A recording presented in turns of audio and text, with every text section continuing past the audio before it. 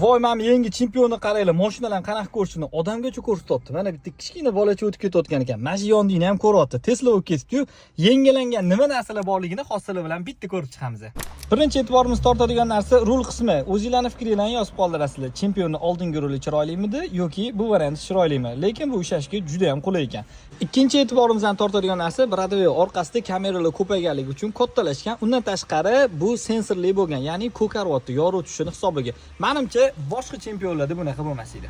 Sizlarga savol, mana shu rul orqasida turgan knopka nima vazifani bajaradi? Endi sportivniy mashinalardagi deb o'ylaydigan bo'lsangiz, ikkita tarafda joylashish kerak. Bunda faqat bir tarafda fikringizni yozib qoldirasizlar. Salon qismida boshqa hech qanaqa o'zgarish sezganim yo'q. Ya'ni undan oldingi seriyasi bilan. Asosiy o'zgarish buni oldi kamera va sensorlarda bo'lgan. E'tibor beradigan bo'lsangiz, eskisida ikkita sensor bo'lardi. Bunda hozir 3 ta bir yoq tarafida, 3 ta bu yoq tarafda. Ya'ni общий 6 ta bo'lgan. Va krilolarda, bakoylarda kamera qo'shilgan. Eskisida bu yoq kriloda va bakoy qismida bo'lmas edi. Bu yerda o'sha ikkita bo'lgan, kriloda qo'shilgan. Undan tashqari laboga e'tibor beradigan bo'lsangiz, tepasida 3 ta, pastida yana bitta, 4 ta qo'shilgan. Endi orqa qismini ko'ramiz. Orqa qismida unaqa katta o'zgarish sezganim yo'q. Xuddi shunaqa sensorlar ko'paygan, kamerasi bo'lardi va yana bitta orqa tarafiga kamera qo'shilgan. Bu narsa, ya'ni o'zini parkovka funksiyasi qo'shilganligi uchun. Shunaqa videolar qiziq bo'ladigan bo'lsa, bizga obuna bo'lishni unutmanglar. Bitta like bosib qo'yish esingizdan chiqmasin.